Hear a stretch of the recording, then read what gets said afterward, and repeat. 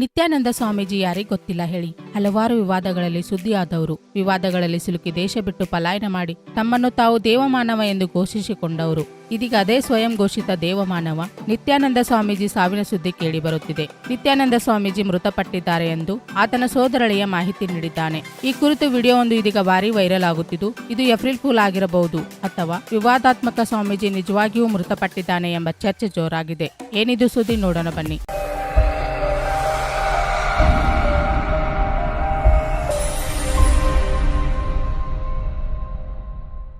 ಅತ್ಯಾಚಾರ ಆರೋಪ ಹಾಗೂ ಹಲವಾರು ವಿವಾದಗಳಲ್ಲಿ ಸಿಲುಕಿ ದೇಶ ಬಿಟ್ಟು ಪಲಾಯನ ಮಾಡಿ ಕೈಲಾಸ ಎಂಬ ದೇಶವನ್ನು ನಿರ್ಮಾಣ ಮಾಡಿ ಅಲ್ಲಿ ತನ್ನ ಶಿಷ್ಯರೊಂದಿಗೆ ವಾಸವಾಗಿರುವ ಸ್ವಯಂ ಘೋಷಿತ ದೇವಮಾನವ ನಿತ್ಯಾನಂದ ಸ್ವಾಮಿಯ ಬಗ್ಗೆ ಗೊತ್ತೇ ಇದೆ ಅಲ್ವಾ.